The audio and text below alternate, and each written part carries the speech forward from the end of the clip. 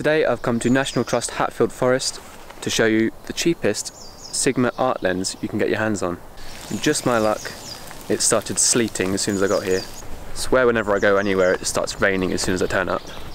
This is right next to Stansted Airport, so apologies if you can't hear me over the sound of the planes. Hopefully you can. This video will be largely pointless if you can't. Now at the moment I'm doing a project about fallen trees, and I've already got quite a lot of those pictures on my website if you just want to check a bulk of sample images done by this lens. And the reason most of those pictures are done with this lens is because it's just so portable, and the fact that it's a prime takes away that option of needing to zoom, which kind of takes away a layer of complexity to taking the pictures. I personally absolutely love prime lenses. I think the way they force you to use them really works for the kind of photography that I do. I think this lens is quite clearly designed to be used at the wider end of the apertures. It definitely seems like diffraction starts to set in really early. At about f8ish, it starts to kind of drop off already, which isn't what I'm used to with other lenses. You can kind of go up to f11 before diffraction starts to kind of outweigh the scale. I've tried shooting landscapes where you kind of try to get everything as sharp as possible, having it set at about f9, something like that, and I have to say I get better results shooting subjects sort of 2 or 3 meters away from me at a wider aperture. So for example, I've got that tree right there which I'm taking a picture of right now, and I'm shooting this one wide open, and you can see it kind of gives this really dreamy, almost 3D effect. And actually the sharpness wide open here on a subject at this distance I think is actually better than having it completely in focus at around f8. I'll take the same one again for you at f8, which is normally kind of my favourite kind of aperture to shoot at, for landscape anyway. As well as a difference in sharpness, there's also a difference in colours.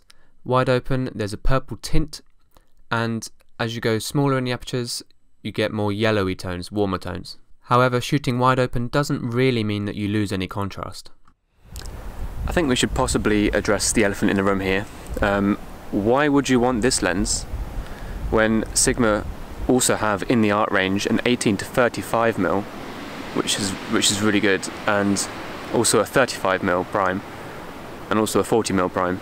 I mean, first of all, you could have the 18 to 35 zoom and get a wide angle lens and a 30mm and a 35mm all in one lens. Why would you not do that? And that does sound great, but this is a compact lens.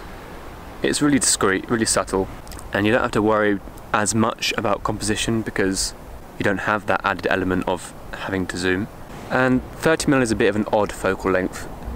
It's almost 35mm but a little bit wider, but it's quite a nice focal length. And actually on a crop sensor DSLR it is about 48mm equivalent, so it's basically a 50mm lens for a crop sensor. But why would you have it over the 35mm? That's got amazing reviews, that's a really sharp lens. Well, it is the price.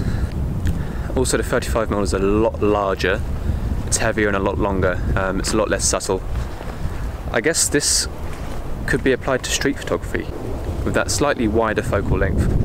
It is a completely different lens, and the compact size helps you go a little bit more unnoticed. The build quality on this lens is just absolutely phenomenal.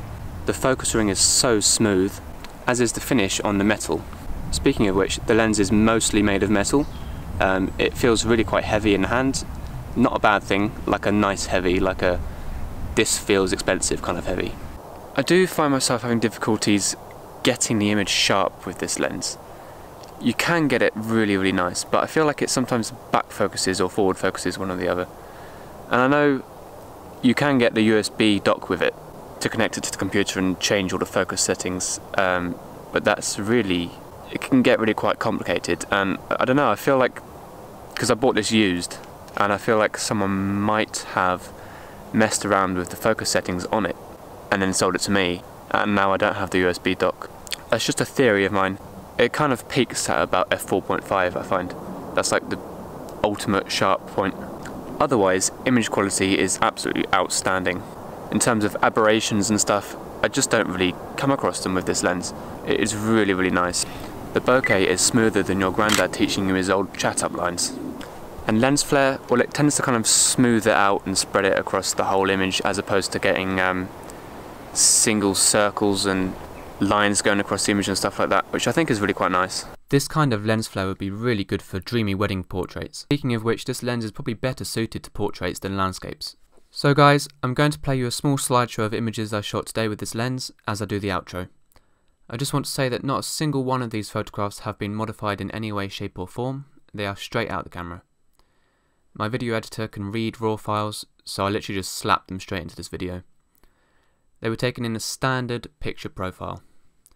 If you live in the UK and want to visit the places I show you in my videos, consider becoming a member of the National Trust. As well as getting free access to all their locations, you are directly ensuring that these places be maintained and kept open for public use. Thanks so much for watching if you made it to the end.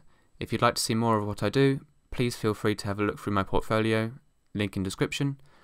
I also sell prints there, and if you've got Instagram, you can follow me at JBF Landscape. Again, I'll link everything down below and on screen now. Again, thanks for the support, and I'll see you next time.